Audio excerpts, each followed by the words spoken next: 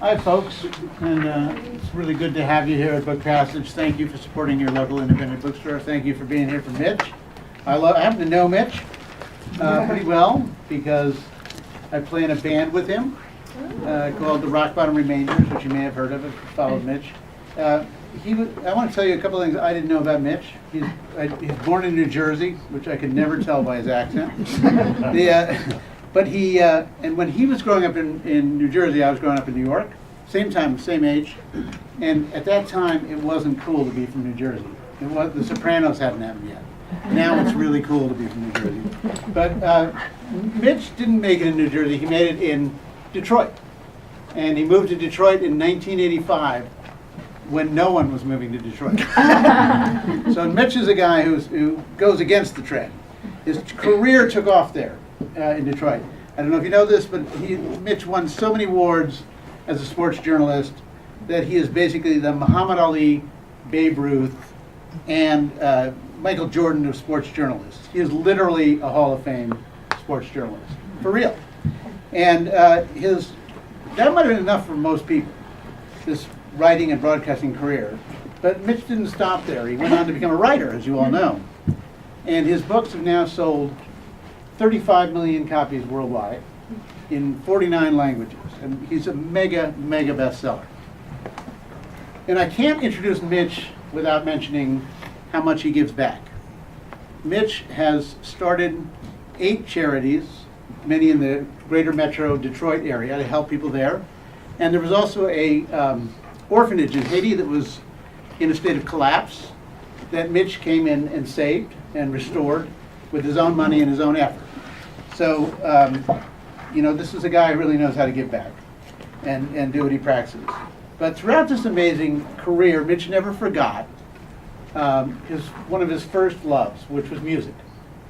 And he wrote a song for Warren Zevon, the great rock journalist, and he wrote and performed some songs, I didn't know this, for several TV movies. His wife, Janine, is a fabulous singer. And however, I noticed while I was reading Mitch's website that he made no mention of the Rock Bottom Remainders on the website. And I wondered if it slipped your mind, Mitch, about the Rock Bottom Remainders. He did mention, even though we're going to be playing in 3 days at the Miami Book Fair, he didn't. Anyhow, he did mention his high school rock band, the Lucky Tiger Grease Stick Band. So I guess they rank more than the Remainders. But the funny thing is that these groups that I mentioned, his old high school band, the Remainders, there is something connected from them to the book, which is that this story in this book in this novel reminds us that we all join a band, and that what we play in that band really matters. The magical life of Frankie Presto tells the story of an unforgettable character, Frankie Presto, the greatest guitarist ever to walk the earth, an orphan who leads a magical, but not always easy life that touches millions. And in addition to being a moving story, this book contains a lot of wisdom. As a musician who has played for years in nightclubs to the point that I'm a little deaf, I was drawn to this pearl in particular when Frankie learns an essential musical lesson. The secret is not to make your music louder, but to make the world quieter. If only more of us would heed those words. Let's welcome Mitch Albom.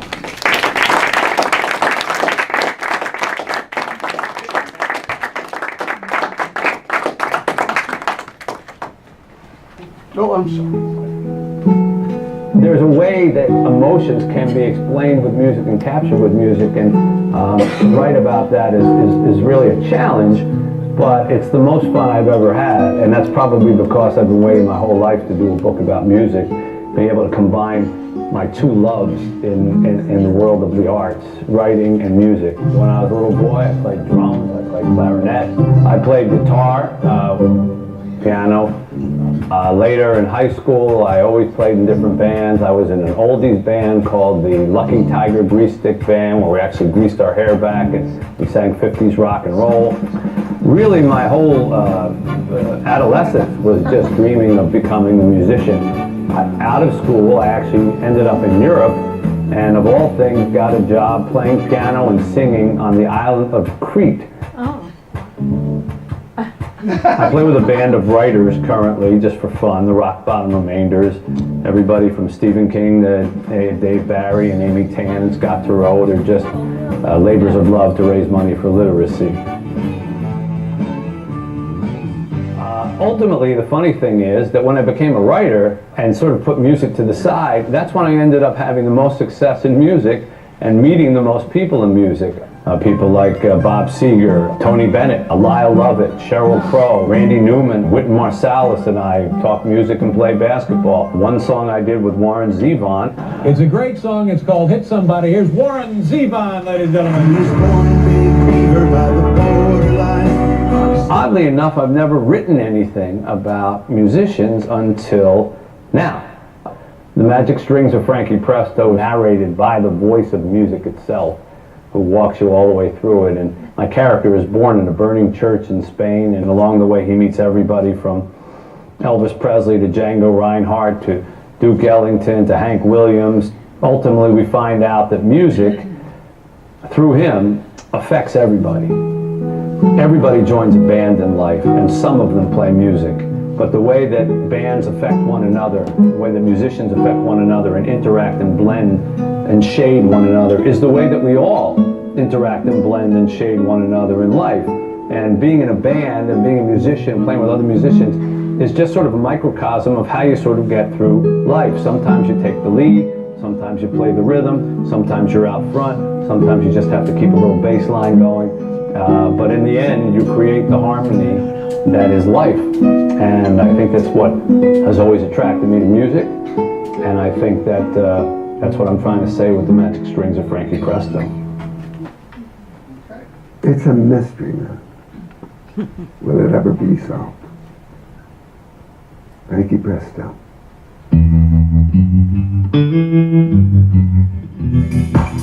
Then the way he died was so mysterious. When he was performing, Started to rise up. it's the perfect death for Frankie Presto. Who was this guy? Was he one of us? Did he come from some other place? He was an orphan in Spain. Being in Detroit, looking for his mom, and he came to New York and broke all kind of records. He just sticks his head in the door, and our first reaction was, hell, he is fine. Every time I know you've done me wrong, here you come and sing your old song. Those aren't Elvis's moves. Those aren't James Brown's moves. Those are Frankie Presto's moves. He was leaping up in the air. It was like Nuria. I feel like even if you took the guitar away from him, he would still musically influence me. Frankie Presto was like Thelonious Monk. That he knew how to play for the people, and he also knew how to play the music. It sounds beautiful now, and it's going to be beautiful 50 years from now. I mean, he had these magic fingers and these magic strings. When he started playing, it was ghosts in the house.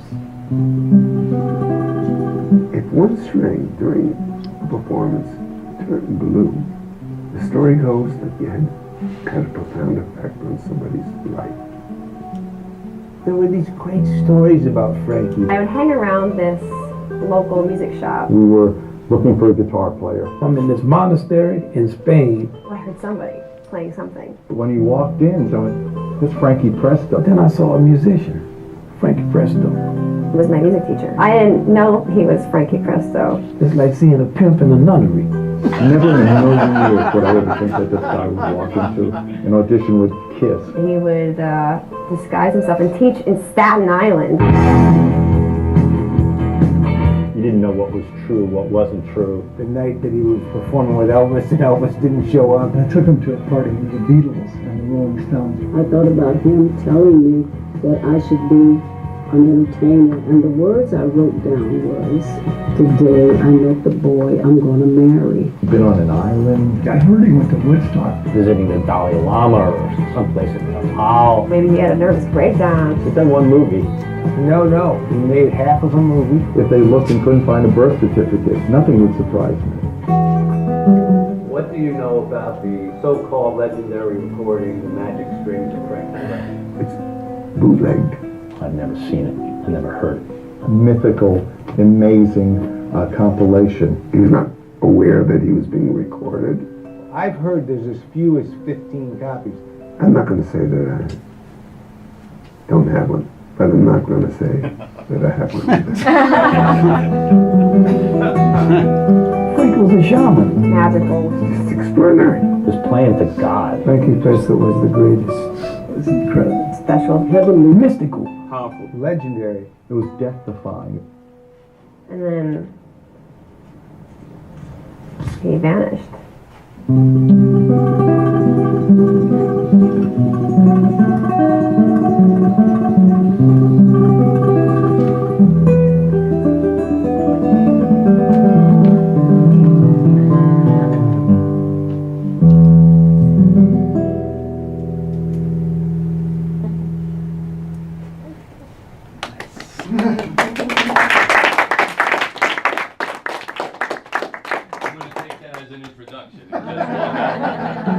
Why be There's a formal way about that things? emotions can be explained with music. Yeah, and we saw it caption. once. That's okay. Don't need to see it all again. Hello, everybody. Thank you for coming out and seeing me. Were you all on that same traffic? Yes. Oh my God. Yes. What is this place? I live in San Francisco. It's like New York. And you should all come to Detroit because we have no traffic. We don't have any people either. No traffic. So we're going to do a little bit of an unusual thing, a little combination of some music and writing, because this book sort of combined that, and I'm a big believer in things having happened for a reason, little things. In fact, as the older I get, the more I look back at my life, I'm able to sort of see that one little thing turned this, which turned this, which turned that. And I think that ends up being true for everybody. The difference is some of us don't get to live long enough to kind of figure out how all the years work together. I'm being very lucky because I'm having the opportunity to see that. So I certainly saw that it was true in the fact that I happened to be flipping through a television set one night about 20 years ago and happened to see an old professor of mine named Morrie talking about what it was like to die to Ted Koppel on Nightline. Had I not done that, had I not been flipping through the remote control, I'm pretty sure I would not be here with you right now, because that led to a whole series of visits with him, and then a book, and then Tuesdays with Morrie, and then a different sort of career. But that good fortune of little events, really, as I look back on it, did not begin with Morrie. It actually, I can trace it back as far as when I was 8 or 9 years old. When I was 8 or 9 years old, my uncle, who was my mother's brother, lived in New York City. We lived in South Jersey, just across from Philadelphia, and he got a new piano. And because he got a brand new piano, he had no use for his old piano anymore. And so he decided that he was going to send his old piano down to his sister's house with her 3 kids. Piano arrived in our house, went promptly down into the basement. My older sister got piano lessons and quit. My younger brother got piano lessons and quit. For some reason they skipped over me, and then when it came time to look at me to see if I should get piano lessons, they said, nah, the other 2 quit. We won't bother with him. And of course, I was the only one who seemed to be attracted to the piano on my own. And so I wandered downstairs, sort of night after dinner, and I would see this thing that was just sitting there that was now completely unused because my sister and brother had both abandoned it. And so I did what any kid worth his salt at that age and finds a piano down in the basement would do. You know.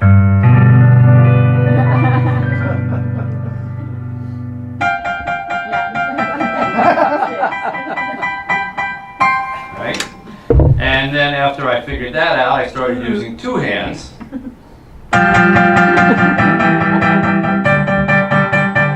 And then I promptly heard the slamming of the door from the upstairs onto the basement, and I always credit my parents for giving me a sense of rhythm and percussion, because for the longest time I thought music went like this. Shut up! Keep it quiet, we're trying to talk on the phone! Later I found out that that was just the way that they were reacting to my music. Then, a funny thing happened. About 2 years later, my parents decided to send me to a private religious high school that was a much better school than the blue-collar neighborhood that I was living in and going to. However, it was 40 miles away from the house. In order to get to this school 40 miles away from the house, I had to get up at about 5:15 in the morning, every morning, when I was 11 years old, and my father would drive me out to this school, drop me off there, and then turn around and head completely in the opposite direction to get home, to get to work. So I got to school at about 6:45 every morning, to a building that didn't open until about 8:15. I had an hour and a half every day to kill. We made a deal with the janitor, who was there cleaning up the place, that he would let me into the building. Him and my father worked this out. I think money changed hands, I don't know. But I was allowed to sit in the front room of the building. The very first room, that was it. Everything else was off limits to me, but I could go in there and I could do whatever I want. And what was that front room? Yeah. The music room, right. And in the music room was another piano. And so morning after morning after morning, I would go down and there and start banging around the piano. And of course, like most now 11 or 12-year-olds, I did the same thing.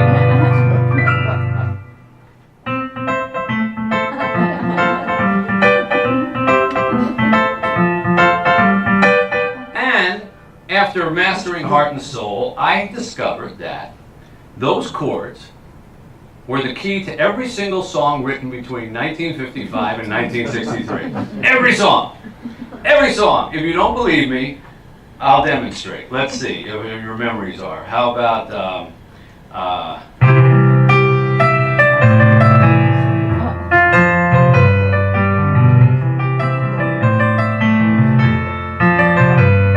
remember that song? Tears on My Pillow.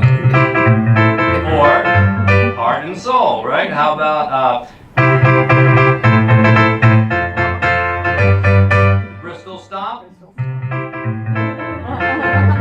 Right, same thing. How about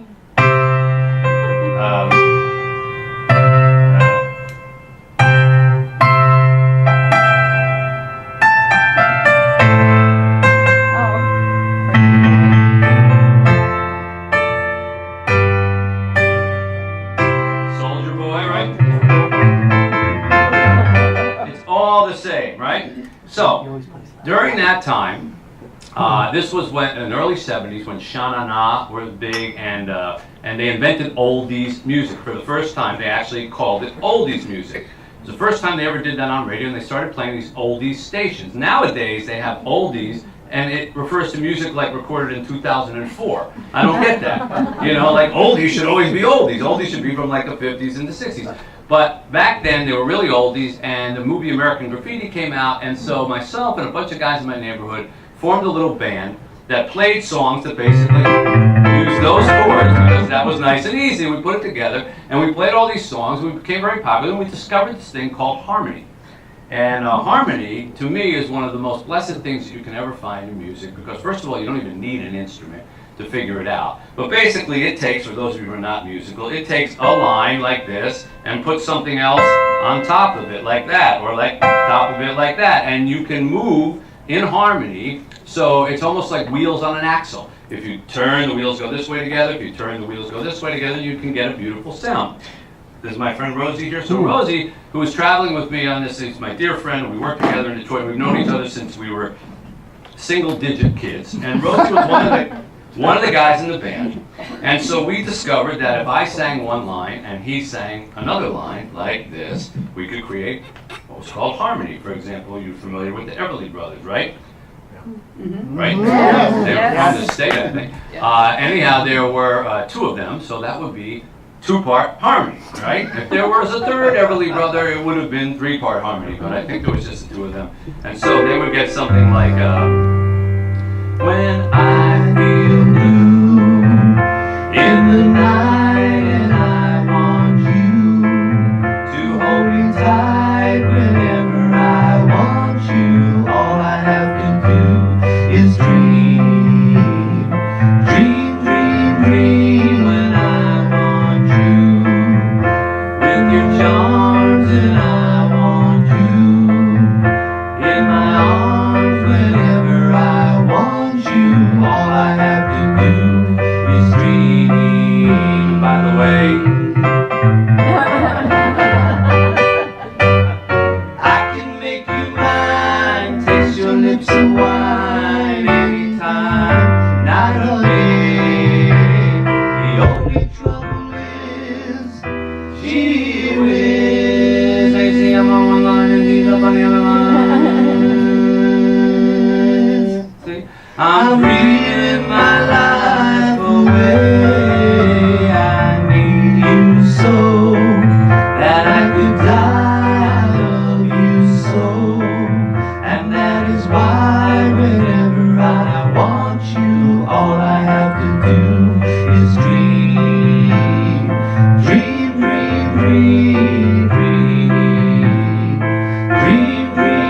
See, that's harmony, very simple.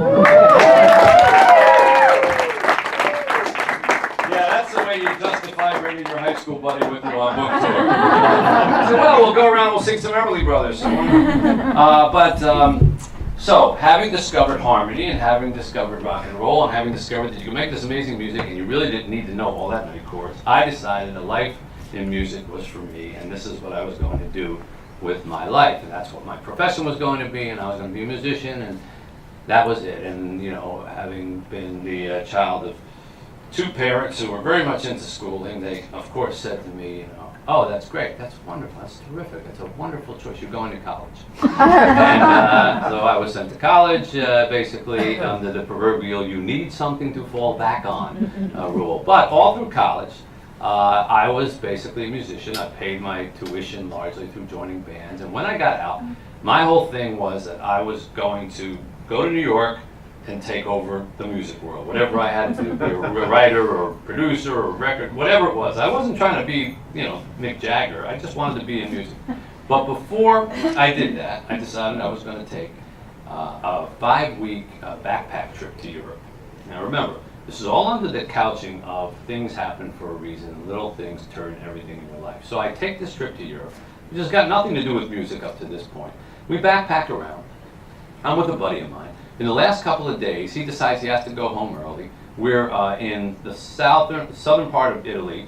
Our last stop is supposed to be Greece. And he says, he doesn't want to go to Greece, he wants to go home. And by the way, he doesn't have any money left, but I give him some money so that he can get back home. So being an idiot, which I majored in being when I was younger, I gave him all my money, except for $3, because I had a Eurail pass, which was supposed to be good enough to get you anywhere you needed to go. And I was just going to take this ferry on this Eurail pass over to Greece, and then I had my folks wire me some money to a bank over there in Greece, which is how you used to get money back there. And you go into American Express office, you know, pick up the money, and then I would have enough. So I give him all my money. He takes off. And at 11 o'clock at night in Brindisi, Italy, about to get on a boat that crosses over whatever body of water that is that takes you to Greece, I give them my pass, only to find out that they stopped taking that pass 2 weeks earlier. And so now I had to pay for the ticket to get on the ferry if I wanted to get over to Greece. And I said, well, how much is the ticket? And they said $40. And I instantly became a homeless beggar and went up to every kid in line and said, you know, please give me money, I gotta get to Greece. And not a soul gave me a penny, so I wasn't very good at it, which I think is probably one of the reasons I have a heart for the homeless many years later in my life. And so I had no choice but to just get on trains, because the only thing I had currency for was trains. And so I got on a train at 11 o'clock at night from Brindisi, Italy, and the only way to get from Italy to Greece via train. So all the way up through Italy, all the way to the top, out into what was then called Yugoslavia, all the way back down through Yugoslavia into the border with Greece, and all the way down to Greece and down to Athens. Needless to say, instead of an overnight trip, this took like 3 days, and by the time I got to Athens, it was Friday afternoon. I didn't have any money left. All my $3 were gone. I had to walk across town. By the time I got to where this bank was, it was after 5 o'clock and it was closed. And so, no money for Mitch until Monday. All right. So now, tired, weary, worn out, I'm stuck on this Friday in Athens with nothing to do. Why am I telling you this? Well, here's the part of why I'm telling you this. So, I'm staying in a youth hostel on a bunk bed, and I'm in the lower part of the bunk bed. And somebody up above, for some reason, is leafing through an American language newspaper in Athens, Greece, and reads this want ad out loud. Says, oh, this looks cool. Wanted piano player for luxury resort on the island of Crete. So I'm lying there looking at them, and I said, let me see that. He hands it down. I take it out, and sure enough, that's exactly what it says. So I figured, well, I'm not doing anything. This could be an adventure, you know. I'm not interested in a job or anything like that. Well, let's see, I'll go audition or whatever. So I dial the number. The woman says, can you come for an interview? I said, yes, when? She said, today. I said, okay, when? How's 2 o'clock? I said, you know what, it was 1 o'clock. I said, okay, you know, so I agreed to go to this place. Now I figure, piano player for luxury resort, there's got to be a line of people. I figured I would get a line online behind a bunch of guys like, you know, like that. I go there, there's nobody there. There's not a soul there. It's in an office building. I walk into this office, there's no piano, there's just a woman behind a desk. She says to me, so you play piano? I said, yes. I mean, if there was no piano, how would she know? I said, yes, I do. She said, do you drink? I said, do I drink? She said, you have drinking problem. I said, I don't have a problem. And she said, okay, you fly over and you go there tonight. I said, where? She said, Crete and Creta. And I said, I'm going to Crete tonight? Yes, I write you a ticket. Now, in those days, you may recall, this is a way back, you could actually write up plane tickets if you had an account with the airlines. And so she wrote me a plane ticket, you know, out there on our office, which must be great for terrorism now that I look back. Just write your own ticket. And so she gives me this ticket, and I have like 2 hours to get to the airport and fly to Crete to audition for this job. Now, I don't have any clothes. I'm wearing cut-off shorts and t-shirts. That's how you traveled around when you were a kid back in Europe. So I get this cab, and she gives me money for a cab, and I go across town, I stop at a department store, and with the credit card I have for nothing but emergencies, I actually buy a blue suit off the rack. The guy is selling, he said, I fix, I make for you, I make it. I said, I don't have time, and so he gives me 10 safety pins. And I have to actually safety pin up the hems of this and the hems of the shirt. So I'm in the car, putting my suit together. They take me to the airport. I get on a plane. I fly to Crete. It's like a 1-hour flight. I land in Crete. Now remember, I've never even been in Greece until this day, and Crete, never. And I have instructions on a piece of paper. So I walk out. I hand this piece of paper to a cab driver. He takes it. He looks at it. Oh, good. America. America. He's very, very happy. This, by the way, was in the time when other countries used to like us when we were This also was something that happened a long, long time ago. So I get into the car, and he keeps turning over as he's driving. He's so happy. America, good. I said, just keep your eyes on the road. And we're driving along this island, and there's this big body of water I see off to the left there. And all of a sudden, he takes a sharp right turn, and he goes into the woods. Now, I see trees coming around, and trees is getting thicker and thicker, and he's slowing down. I look out the window, and I see chickens, like they're all scattering as the car is coming in amongst the chickens. And then he stops the car and shuts off the ignition. So now I'm thinking, my obituary will read,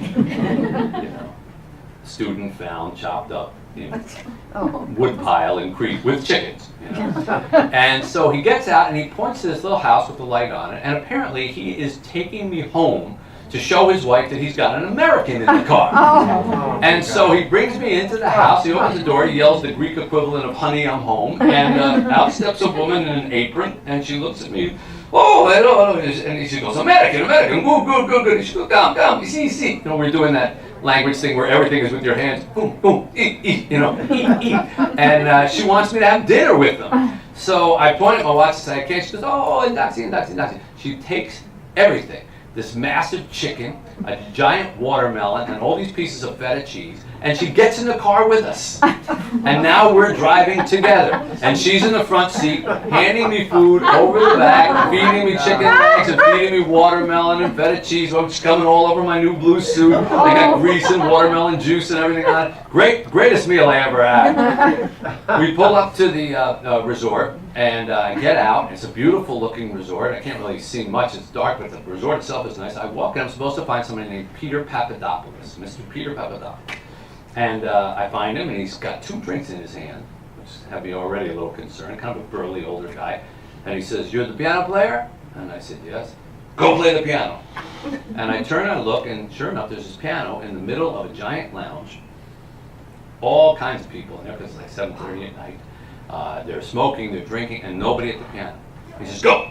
Now, remember, I don't have any sheet music. I don't even know where I am. And now I have to play for like an hour and less. So, being a typical piano player, anyone will tell you this, I go over to the piano and do what comes naturally to all lounge piano players.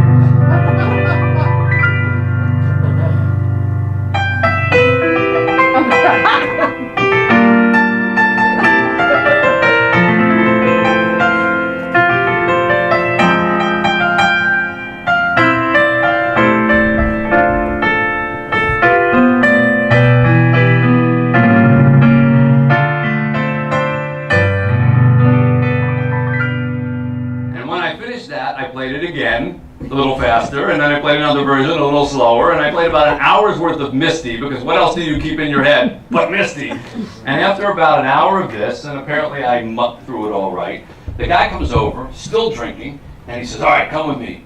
We're going down to the Taberna. So we go down to this nightclub.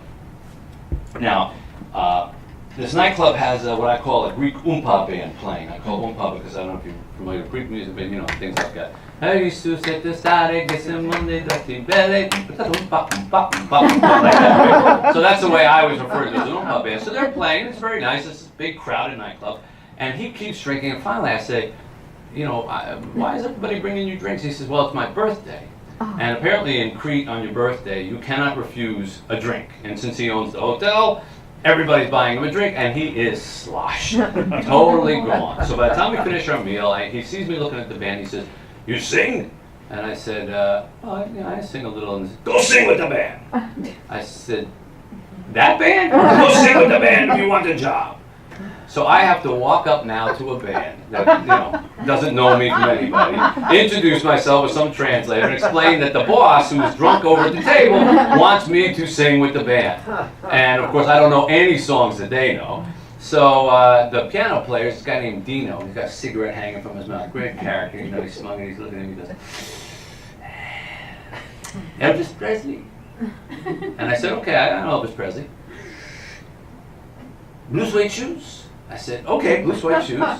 Now we have to decide what key we're going to be in. Of course, the Greek alphabet and the American alphabet are not the same, so it's kind of hard. So he goes, "Do, re, mi, fa, so." I said, so is good. He said, "Okay, so we're going to do blue suede shoes in the key of so."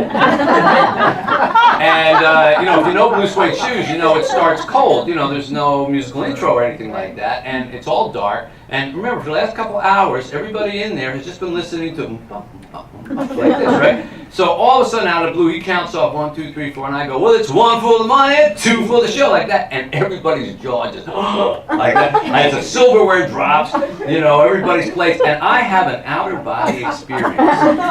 Like I'm standing there, and my soul comes out of my body and looks down on me, singing at the stage, and says in my head, "You will never be here again. Nobody will ever know. You can do anything you want. Go nuts." And so I basically did. I just started bouncing around and singing and doing everything, Elvis all over the place and swigging my hips. And I think it was such a remote place. It was in this little fishing village all the way up the side. And I think half the crowd thought it was original material. Like, "This boy is very good. This song very catchy." So I finish, and I get a standing ovation, and I go back to the table with Peter Papadopoulos. He says, "That's it, I'm hiring you as my singer and my piano player. You sing with a band and you play piano every night." And I'm thinking, yeah, right, I am leaving in the morning and I'm going to tell everybody this story. This is just the greatest story. And then he says, "I'll give you $300 cash every week. You can have your own bungalow. You can have all the facilities. You can eat anything you want. You can go anywhere you want. You can run the hotel. Just play for a half hour and sing for a half hour." And I said, "I can do that." And so the next morning, I flew back to Athens. I still hadn't seen what this place looked like because I came in the dark and I left in the dark.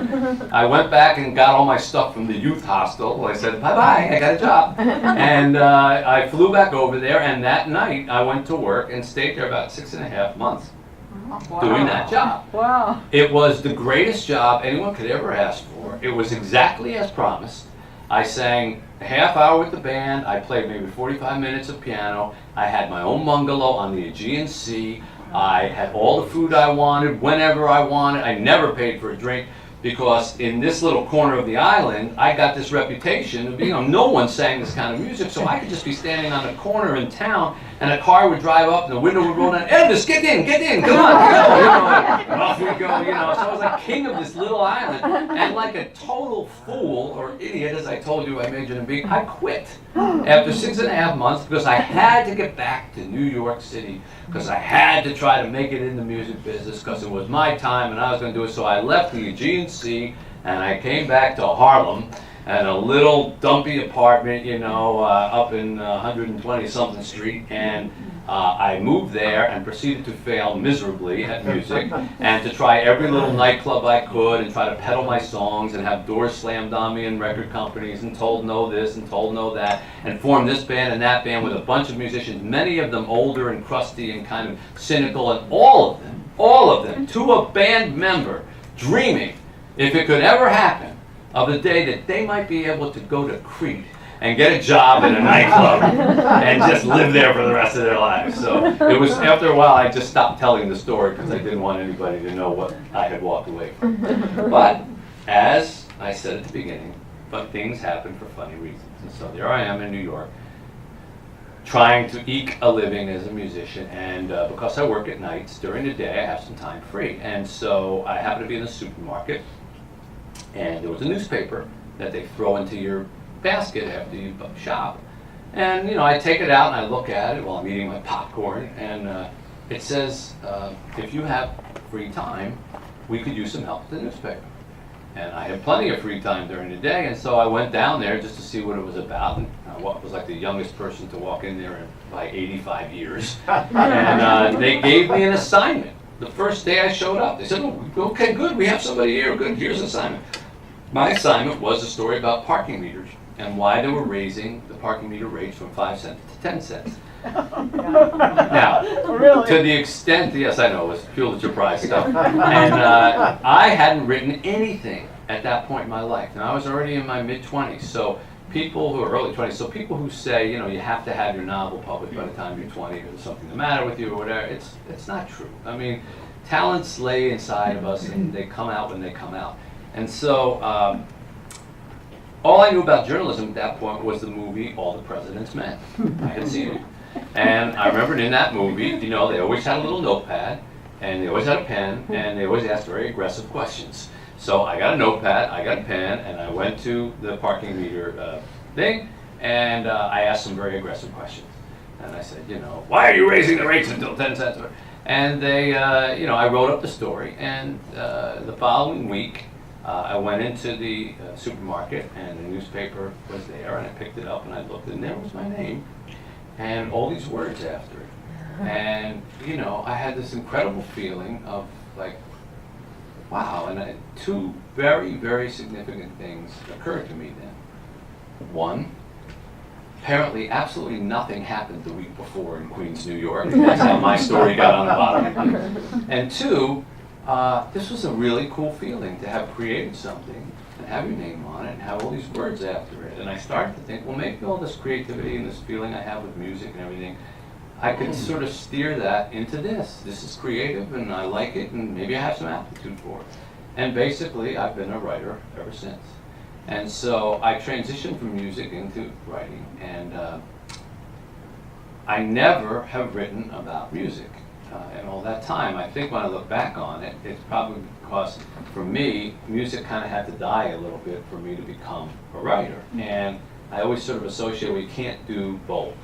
So even though I do play with the Rock Band Remainers, as Sam pointed out, although why he thinks you should put that on your webpage, I have no idea. You don't advertise that kind of thing. But we're playing, I guess, together this weekend. Finally, I decided that I wanted to write something about it, and it kind of came to me because ever since I wrote Tuesdays with Morrie, which is now 18 years ago, I have heard people stop me, total strangers, and have said, I want you to know that that book changed my life. Mm-hmm. And I have to say, the first 100 times I heard that, I just didn't believe it. I thought, well, it's a nice thing to say, but it's a book. No book going to change your life. But as time has passed, I have come to change my mind on that. I do believe that actually books can change your life. I think music can change your life. Art can change your life. I think other people's talents can have a profound effect on yours and your own direction and what you choose to do. It doesn't make you shed your skin and become a whole different person, but it can tilt you in a particular direction. And so I got this idea about, what if there was this musician, and I ended up making him a guitar player who was so good, so gifted, that he could actually physically change people's lives with his playing. It was so good and so affecting that he changed their lives. And I created this sort of fairy tale, almost like a Forrest Gump story, where he's fictional but everything that else that happens is real, about this character named Frankie Presto. And if you allow me, I just wanted to read 2 small parts from it, which will give you a better idea of how I sort of came up with the story and how I wanted to tell it. The very first page kind of tells you what I decided to do from a writing point of view as far as who was going to tell the story, the voice of the story. You'll understand what I mean in about 60 seconds. This is the first page of the book. I have come to claim my prize. He is there inside the coffin. In truth, he is mine already. But a good musician holds respectfully until the final notes are played. This man's melody is finished, but his mourners have come a great distance to add a few stanzas. Let us listen. Heaven can wait. Do I frighten you? I shouldn't. I'm not death. Nor am I the great judge whom you all fear at the end. Who am I to judge a life? I have been with the bad and the good. I hold no verdict on the wrongs this man committed, nor do I measure his virtues. I do know a great deal about him. The spells he wove with his guitar, the crowds he enthralled with that deep, breathy voice, the lives he changed with his 6 blue strings.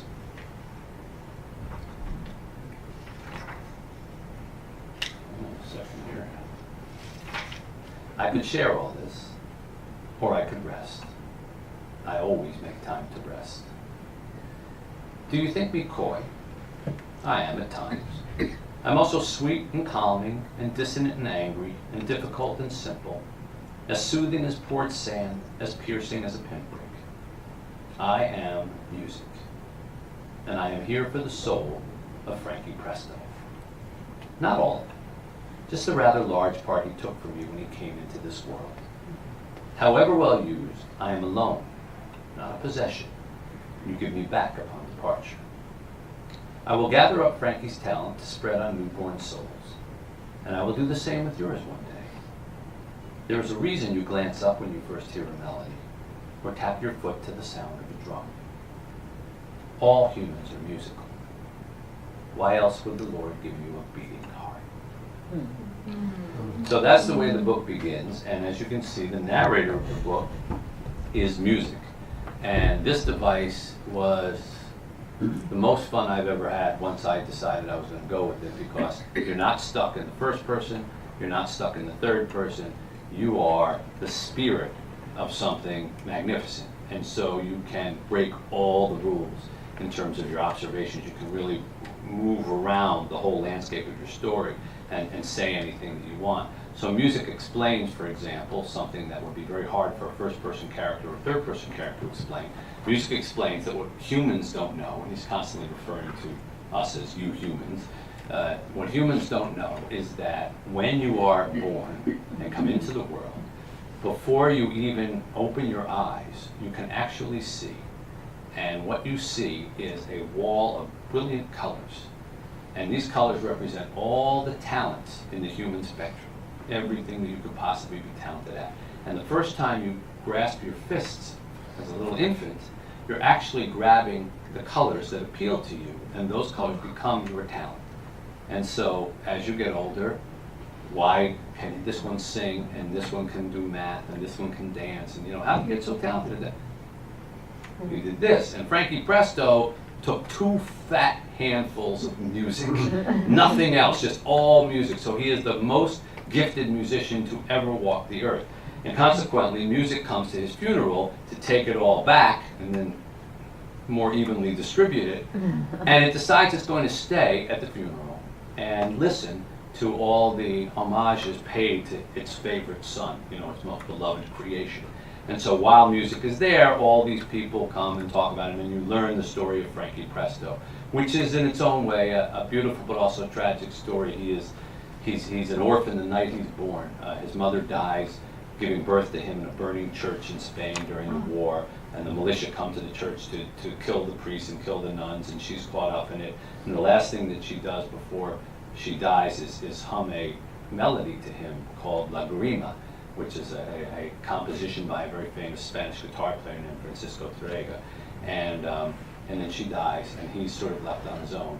And he's brought up by different people who find a nun takes care of him for a few years, and then she can't handle it, and she puts him in the river and hopes somebody will find him. And he floats down the river like Moses, and a dog pulls him out, and a sardine maker raises him for a while, and then he goes to jail, and a blind guitar teacher comes in, and all the rest. So there's all these different people end up raising this boy, and he ends up, because of his suffering, he's given, when he's 9 years old, this guitar, which has 6 magic strings. And these strings can actually change people's lives when Frankie plays them. And when the moment comes and he changes a life, the string turns blue, and then it evaporates and it's basically gone. And he gets 6 chances, and 5, and 4, and 3, and 2. And you sort of see how he uses the ability to change lives over the course of his own life and who he influences. And of course, it's a metaphor for how our talents affect one another, and we all sort of have our own blue strings that we can use when we affect people, be it through art or be it through whatever our particular talent is. But along the way, I have great fun with the story because I set it against the backdrop of all of the 20th century big names in music. And so he's born in Spain for a reason, because that's where modern guitar, classical guitar, anyhow, was really sort of birthed. And so, the tradition of Segovia and Torrega and all those people, and he's very well schooled in that. And then he comes to America on a boat with Django Reinhardt, the gypsy guitar player, the jazz guitar player, who needs him as a translator because he doesn't speak English very well, so he's his translator when he's 9 or 10. And they come to play with Duke Ellington, and so he's in Duke Ellington's band for a while, and then he bounces around and he meets Hank Williams, and he sells him a car, and he's in this guy's place. He's in a studio with a guy named Richard Penniman, he's playing guitar, and this guy's having a hard time. Richard Penniman can't find his sound. He's just doing all the wrong material. And Frankie says to him at one point, well, that song Tutti Frutti that I heard you sing, that was pretty good. Why don't you do that? And he does that, and 15 minutes later, little Richard is born, and that's the whole career, and which actually really happened. In fact, everything in the book really happened, except Frankie wasn't there for any of it. So he sort of dropped into the situation, and I'll share with you maybe my favorite little episode of such a thing, because I have different people tell these stories. Sometimes it's the voice of music, but sometimes it's famous people, or should be famous people. I've met a lot of musicians over my life. I've been lucky enough to make friends with them, some of them you saw in that video. And I asked them when I was putting the book together, hey, can I write as you for a few pages? Would you mind being in the book as a character who encountered Frankie Presto somewhere along the line? And to a person, they all said yes, because, I think writers want to be musicians, musicians want to be writers, athletes want to be rap stars want to be athletes. So we all want to be something we're not. And they said, I can be in a book. I can be a character in a book. That's great. And so Tony Bennett, Burt Bacharach, Lyle Lovett, Wynton Marsalis, Ingrid Michaelson, Darlene Love, Roger McGuinn from the Byrds, I'm leaving out a few, Paul Stanley from Kiss. They all let me sort of be them for a few pages, and they talked about, like Wynton Marsalis talked about the time that he found Frankie in a monastery with his head shaved, and he was hiding from the world playing guitar, and he discovered him and brought him back to America. Paul Stanley talked about when Frankie just showed up out of the blue to audition for Kiss. And it turns out that Frankie had already been famous himself, and now he was a recluse, but he showed up to audition for Kiss because he had a little girl, a daughter, who really liked Kiss. And so he thought, well, I want to be in a band that she likes. And then when he found out they weren't wearing the makeup anymore, he wasn't interested in being in it anymore, and he moved on. So there's all these different episodes that happen. And this one, which is obviously fictional, except that the event really happened, is told by a member of the Jordanaires. Are you familiar with the Jordanaires? Yeah. Jordanaires are Elvis Presley's backup group, singing group behind him. So this is told by a fictional Jordanaire about a concert that actually really happened, except of course Frankie wasn't there. So this shows you the best as I can where your sort of imagination meets up with your storytelling. And I'll try to do my best Southern accent. I'm particularly good at it. Met Frankie. Well, you ready for this? I met him with Elvis Presley on a Louisiana hayride circa 1957. Yes, ma'am. Yes, ma'am. Well, hell yeah, it's a true story. I don't mind saying it now. I was supposed to keep quiet till the day Elvis died and the day Frankie died, but they're both gone now. I'm 82 years old, so what am I waiting for? Well, all right, this is what happened. I was singing those days with the Jordanaires, which was Elvis's backup group. and Frankie was a guitar player. Now Frankie looked a lot like Elvis, there's no denying that. He had that toothy smile and all that hair, real dark. Frankie was a little taller, a little skinnier, but in those days, nobody knew Frankie could do anything except play guitar. I'm not even sure how he got to Louisiana. Someone said he came from Detroit in the trunk of a car. Seriously, but he kept to himself and he didn't smoke or carouse, and if you don't do that in a band, there ain't hardly time to get to know you. So anyhow, there's one afternoon, we're at the Shreveport Municipal Auditorium, and we're doing our sound check for that night's show, and Elvis was out with a girl somewhere doing who knows what. And Colonel Parker, Elvis's manager, he was so angry he was ready to jerk a knot in someone's tail. Colonel ran a tight ship, see, and he hated anyone being late, even Elvis. We waited 5 or 10 minutes. He kept looking at his watch. And finally, he screamed, "Play something, let's get going." Well, he didn't cross the Colonel, no sir, so the band just started into the show's first number. And the Jordanaires did our background parts, but of course, without Elvis, it sounded kind of stupid. Just a lot of whoo, whoo. You can feel the Colonel's anger from 100 feet away. His face is getting all red. He keeps looking at the doors. Suddenly, we hear a voice singing. And it sounds like Elvis, except it's Frankie up on the mic. He's singing it perfectly. And I look at the other guys thinking, the Colonel is going to string this kid up. I mean, imitating Elvis in front of the boss, you just don't do something like that. But the Colonel stares real hard, pushes his jaw out, and bites on that cigar he always had in his mouth. And I'm thinking, nice working with you, Frankie. But the Colonel doesn't stop him. We finish the song, and all he says is to the sound guy, "We done here?" So we walk off, kind of shaking our heads, and I remember Hoot, the piano player, he handed Frankie a beer right after that, and when Frankie asked him what for, he said, "'Cause you're still in one piece." So okay, flash ahead now, about a month later, we're on a tour of the Pacific Northwest with Elvis, and we're booked to play in Vancouver, Canada, in a football stadium. Well, we come to find out that Colonel Parker's talking to the Army about Elvis getting drafted. The Army wanted Elvis to start his service, and the Colonel was desperate to get him to delay until he got more records in the can.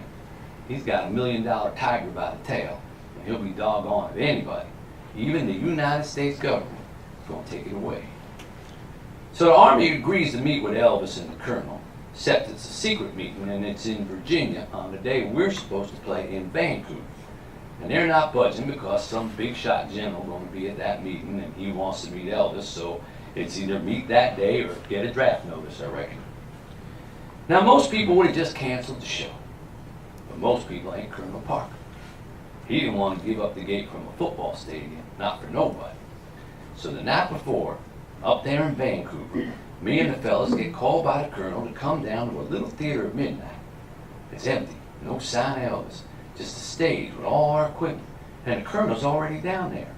And he's talking to, guess who? Frankie. And he's whispering, and Frankie's nodding his head. We don't know what's going on. Finally, the Colonel turns and says, "I want y'all to run through the show with the boys singing." And we look at each other like, what? But we don't say nothing. We do as we're told. We play, Frankie sings. As sure as I'm standing here by the end of that rehearsal, if I shut my eyes, I couldn't tell if I was listening to Frankie or Elvis. That boy was so musical, he could have made a kick drum sound like a nightingale. You know what I mean? Still, we're wondering, how's this going to work? I mean, he looks like Elvis, but he ain't Elvis, you know. But when we're finished, Colonel Parker says, "Now listen here.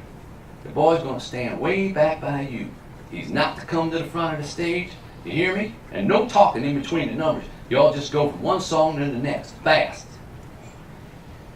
Well, so the next night comes. Real Elvis is somewhere in Virginia with the government, and we're out in Vancouver, Canada, in a black sedan, pulling up to the stadium. Frankie's in the back, sitting between us, dressed in that gold satin jacket, wearing sunglasses and being real still. I couldn't tell if he's super relaxed or scared to death. I was scared to death, I'll tell you that. I kept thinking, there ain't no way on God's green earth that we are going to get away with this. But then, when we took the stage, we look at the fans, and they're so far away, up in the stands, and there are these sawhorses on the field that the Colonel set up, telling everybody they were for Elvis's safety. So we got us a good 40-yard cushion. Nobody's getting close. Just how the Colonel wanted it. And I whispered to Bill, one of the other singers, what do you reckon? And he said, Clem, if it goes bad, run to the right. That's where the cars are. And then the announcer yells, ladies and gentlemen, Elvis Presley, and the place comes one big scream. And out steps Frankie, wearing that gold jacket and a black shirt, guitar high up around his neck, big on straps the way Elvis wore it. And I braced myself for something, people booing or throwing stuff, but it never happened. They believed it 100%. Frankie stayed back with us just like the Colonel told him, didn't go out front where the cameras could catch him alone, didn't do no talking neither, just started right in with, well, since my baby left me, you know, from Heartbreak Hotel.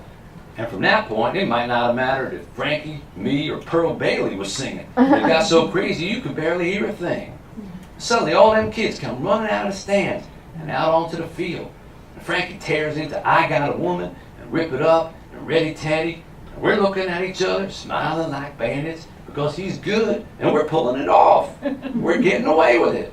And the police are chasing the kids back up into the stands, and then they come running back onto the field, and then they go running back up in the stands. And with each song, Frankie is getting more and more into it, doing some of Elvis's leg shakes and the way he thrust his hips. A couple times I shook my head at Frankie like, don't do it, man, just lay back, let's get out of here safe. But then comes Hound Dog, and I guess he couldn't help it. He just cuts loose. He pops out front, and he's shaking and windmilling his arms, and he got that sneer on his lips like Elvis, and that did it. The crowd mobbed the field, all of them, everywhere. The police is trying to hold them back. Whistles were shrieking, people were getting knocked over. And as soon as Hound Dog was finished, security hustles us off the stage, Frankie grinning and waving at the crowd like, bye-bye, see ya. 22 minutes. That was the whole show. 22 minutes. We pulled it off. To this day, people talk about that concert as one of the wildest and craziest of Elvis's career. And the last one he ever did in Canada. And only the band, Jordan Ayers, the Colonel, and Elvis's own self, God rest his soul, knew what went on. And Frankie, of course. He left the band the next day. I don't think he wanted to face Elvis. Maybe Elvis didn't want to face him. Either way, he was gone. I didn't see him again for a real long time. Nobody said nothing about that night for damn near 60 years. But I'm 82 now. Frankie's dead, so to hell with him. He deserves the credit. You think about all them people who became Elvis impersonators, made whole careers out of it. But Frankie was the first, and you gotta say the best. I mean, if the point is to make people feel like they're seeing the king, he's the only one who ever really pulled it off. The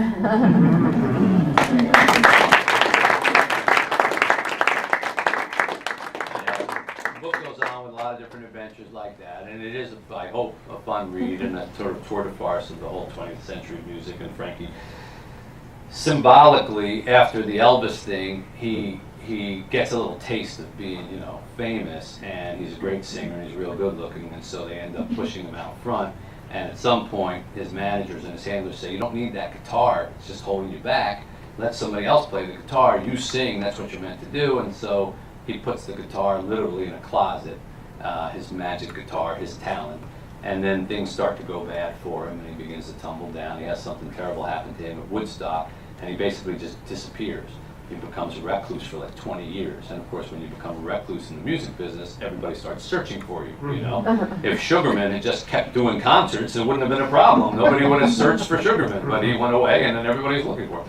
So Frankie becomes this recluse, and this, as you saw in the video, a bootleg surfaces of him, you know, playing in a studio that he didn't know was made, and every guitar player has to have it. It's like the Bible for every guitar player, and they track him down, and he basically just heals himself through his own music, and a lot more that happens, but I'll leave it at that. The point of the story, and I always try to write with sort of a theme and, you know, some kind of lesson that you can pull out of it besides just an entertaining story, is that everybody has a particular talent that they were sort of meant to, you know, the one that they grab. And sometimes it may not necessarily be the talent that you want. You know, I wanted to be a musician. You know, my whole life was in that thing there. But when it didn't work out for whatever reason, I found that, well, wait a minute, I have some ability over here, and it turns out that I probably grabbed more of the writing thing than I did the music thing, and I found it, and I found a home in it, even though I thought my home was someplace else. So I think everybody has that ability. Everybody has a particular talent that they were almost born to do. Sometimes in this country we can get a little off base because, you know, we live in a society that kind of tells us if you don't have a voice that can win a singing competition on TV, or if you don't have a talent to invent a microchip or a startup, or, you know, dunk a basketball, then whatever your talent is, it just can't be that important because we don't want to know about it. But that's not true.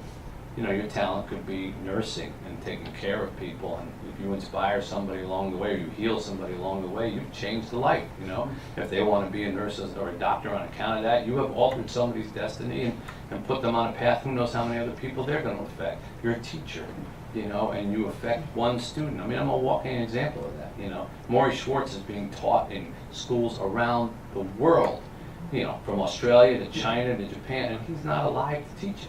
You know, but he influenced one student, and I did something, and it caught on. So everybody has their blue strings that they get to play, and you know, as I think Sam said, there's a line in the book that repeats over: everybody joins a band in this life. Only some of them play music, and the truth is, we're all in bands. Your family's a band, your workplace is a band, the bookstore's a band. You know, and everybody plays a certain role in it. And you learn what your role is and how you affect the other people, and the music that you make with the other people and the bands in your life is sort of the contribution that you make. So that's sort of the magic behind the magic strings of Frankie Presto, and I hope you'll get it, and I hope you'll enjoy it. Thank you for listening. If there's any questions or whatever, I'm happy to answer. Yes. Well, I knew you a while ago as Mitch Albom on the Sports Reporters every Sunday morning at 7:30. Well, 7:30 for you. Out here.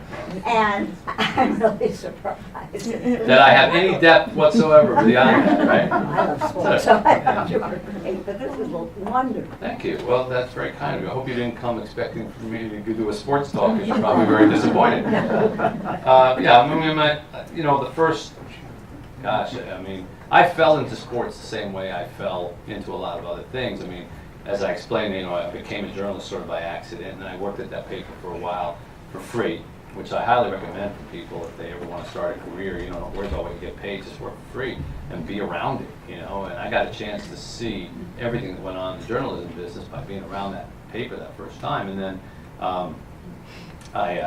then they started paying me after 6 months, $25 a week. They expected a lot of work for that $25 too. But eventually I used that. I got into Columbia Journalism School, got a master's degree in it, and while I was there happened to be a sign on the job board that said, you know, a sports writer wanted, you know, it's like an internship. I went there, and I've been in sports ever since. I always joked that if there had been a sewing magazine, I would have been a sewing writer, because I wanted to write. I wasn't particularly fascinated by sports, but it turns out that sports is a great canvas if you really want to write. I mean, you know, there's a reason that Hemingway and Faulkner and Tom Wolfe and Mailer and all these really great writers had early roots in sports, because, you know, think about it. Winning, losing, you know, sometimes death, you know, everything hanging on the line, you know, the drama of it all. It's a great canvas, you know, and so I enjoyed doing that, and I probably would have that would have been my life. I mean, I would have just tried to have been the best sports writer I possibly could have been, and I was doing all right. And then I flipped the TV channels and saw Morrie, wrote a book that was not intended to be anything that it became. I guarantee you, it was supposed to pay Morrie's medical bills. That was it. That was the whole purpose of that book, was to pay Morrie's medical bills. It was a tiny little book. Most people didn't want it. I got turned down by most publishers I went to. Oh, it's boring, it's depressing, nobody's going to want to read it. You're a sports writer. They use that against me. You're a sports writer. You can't possibly have any sensitivity. You're a sports writer.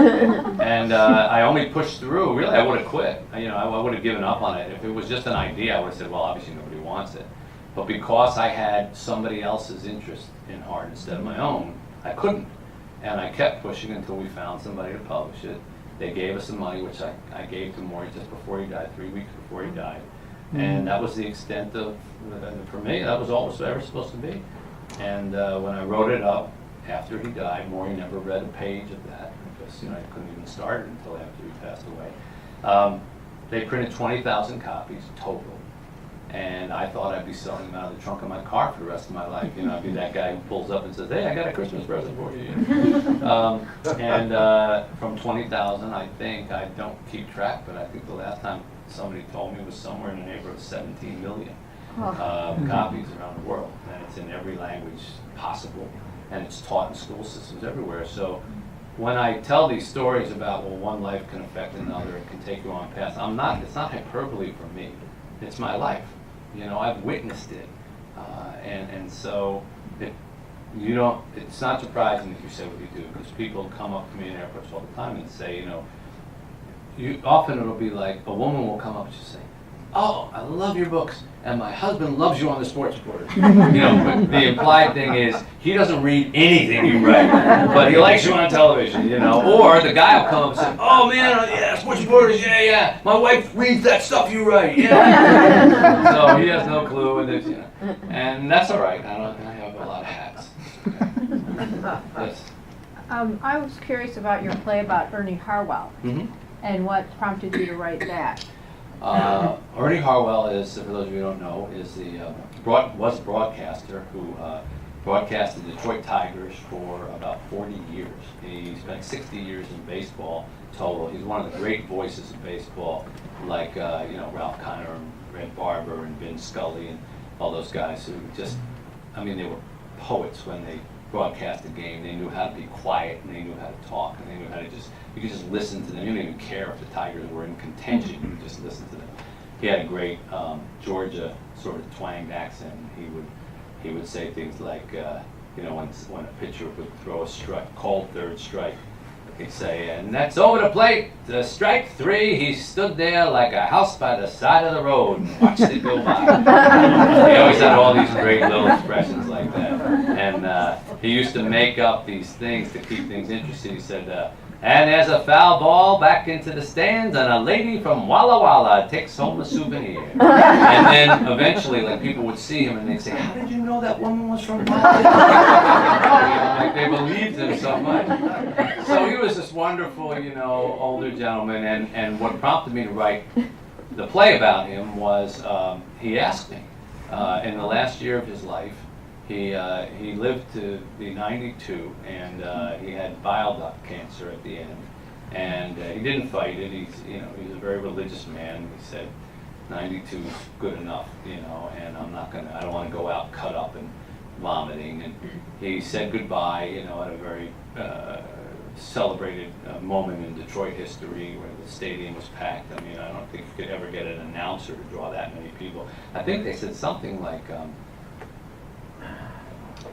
I don't know if it was 10 or 80,000 people came to see his coffin at the Comerica Park after he died. It was like the Pope, People just coming from all over the country to pay homage to him, because he was like one of these guys, he never made an enemy. He was the nicest man. All over the state there, people say, he showed up at my wedding. We sent him a letter.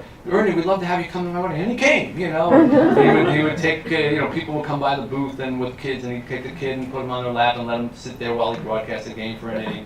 So, anyhow, in the last year of his life, and I was friendly with Ernie for 25 years. We were very good friends. And he asked me, along with his manager, if I would consider doing like a play or a movie about him or something. I think it was more his manager's idea. Ernie was very shy about it. And I said, well, sure, if that's something you want to do. And then he got sick, and too sick to collaborate on any kind of project. He passed away. And after he passed away, the following summer, I was down in my basement, and I just sort of said, I kind of feel bad. It's unfinished business. He asked me something, and I couldn't do it. And it's sitting on my brain. So I just sat there and wrote that play. We had nobody interested in it. It wasn't like somebody asked me. It wasn't commissioned. We didn't have a theater. We didn't have anything. It just was something that I did. And then when I wrote it, I went down to this little theater that's across the street from the ballpark, and I went to the owners and I said, listen, this is going to sound like out of the blue, but I wrote this play about Ernie Harwell. Do you think that, would you want to stage it? Sort of as maybe something for his memory. And they were great, and they said, yeah, and we worked out a deal, and I hired a director and set designer, and I'd never done anything like that, so I was like Mickey Rooney with let's put on a play, I'd written plays, and I had to play on Broadway, but I never had a put it together, somebody else did that. So I had to learn every little thing about, from the lights to the makeup to and hiring the actors and all that. And we threw together this thing, and it was supposed to run for 3 weeks. And what's it now, Rosie? Going to a 6th year. Goes to a 6th year. It's the most seen play in the history of Michigan. People just come out and they relive their things, and it's a delightful little 2-person play. It captures all of his, nuances. And Major League Baseball was great. I called up Bud Selig, who ran baseball at the time, and I said, I'm doing this play about Ernie Harwell. Would it be all right if I got some footage? I'd like to run some footage on the screens behind the play. And he said, sure, we'll help you out. Why don't you just make up like a wish list, send it to us, and whatever we might be able to accommodate. So I did exactly that. I mean, every memory that Ernie Harwell had, I wrote down, and they sent me all of it for free, just because they loved Ernie Harwell. And so if you go see this play, you'll see footage dating back to 1926. You can see Babe Ruth tried to steal second and get thrown out to end the 1926 World Series. It's the only time a World Series ever ended on a player being thrown out trying to steal the base. And you see this like grainy footage, and you see like this stout, guy with he's trying to steal these slides, and he gets thrown out, and then they all just kind of run off the field like this, There's no big celebration. They don't get in a pile. They don't do it. They just get thrown off the field. That's the end of the World Series. That's how World Series has ended in 1926. And then we have everything all the way up to year 2000. So it's another one of those things you have to do them for the right reason. And we gave all the money that we made on merchandising and a lot more to the Ernie Harwell Foundation, and we were able to fund tens of thousands of dollars to that over the years. And again, sometimes you just do things for other people. I've always found that it comes back to you tenfold, and that was one of those examples. Thank you. You're welcome. This is like on a personal note. I just want to say thank you for Tuesdays with Morrie. My grandmother died when I was 5 from ALS, and I was 5, and so I had these vague memories. 60 years ago, they thought it was contagious. Yeah. So not only did she die, but she died with no one helping my grandfather. And you brought her back to me because you showed me as an adult what her life was probably like. So I just, on a very personal note, want to say thank you so much for creating a relationship with me and my grandmother that I would not have had you not written that book. So thank you. You're more than welcome. I thank you. I think you're giving me a little too much credit. No, it was very moving. There was nothing out there like it. You can Google and you can get all these, but that's not the same. So thank you. Well, you're welcome. On behalf of Morrie, I say you're welcome. Morrie, I always say I just carried the water in that book. Morrie was the wise guy. Morrie had the things to say. Sometimes people will come up to me, especially when that book was popular, it was in its run, and people would come up to me in lines and things like this, and they'd say, Morrie, I want to, and I said, I'm Mitch. I was the stupid one. He was the smart one. And they sometimes I get too much credit for that book. I have to remind people I'm still trying to learn the same lessons that Morrie was trying to teach me. I don't know them. I did get to write them down, but that doesn't mean I absorbed them. It's the Plato-Socrates thing, So, but it was Morrie who did that for you, and I'm glad that he did. Mitch, maybe one more? Yep. Okay. Sure. One more thing? Yeah. When you're writing book or play, do you prefer to write in the morning or in the evening, or is there a time? I'm one of those people, and I have observed this now, having made a lot of friends in the writing business, but this is not uncommon, that I treat writing like a job, and I go to it every single day. There's a myth that writers, wait around for a lightning bolt to strike them in the middle of the night, and they're hit with this amazing, jolt of creativity, and then they drink coffee until they finish their book an hour later or whatever. It doesn't happen that way. It doesn't happen that way for me, and it doesn't happen that way for pretty much anybody in the rock bottom remainders. That's a pretty good wide swath of American writers right now, and nobody else I've met either. I get up every morning, about the same time, have the same routine. I go, I brush my teeth, say a prayer, drink my coffee, and go right downstairs to my office. I make it a point to never read anything never look at anything, do not turn on a radio or television or any music or no input. I want to be awake, but that's it. Just to come into the world awake, white canvas, and I start writing. And I go for about 2.5 hours. That's it. And I'm done. And I can sit there the rest of the day and nothing more will come. It'll be like sitting in a car with an empty gas tank. What's the point? You know, I'm not gonna, gas isn't gonna magically appear. You have to go and get the gas, you know? So for me, going and getting the gas is waiting until the next day. I do have one trick that I found to be very effective, that I do not finish until something is going well. I never quit I never quit in frustration and say, oh, this is not happening today, I'll come back tomorrow. Because what happens is you wake up the next day and you don't want to go to it. Because it's like, oh, same problem I left yesterday, now I'm waking up to that problem. But if you walk out in the middle of a great sentence, you know, it'd be like if Paul McCartney was writing, you know, yesterday, all my, I'm going to stop right there. I got something good here, you know, yesterday, all my, stop right. So that's what I try to do, and I found that it makes me excited to get up and go do it the next day. Thank you. I enjoyed talking to all of you.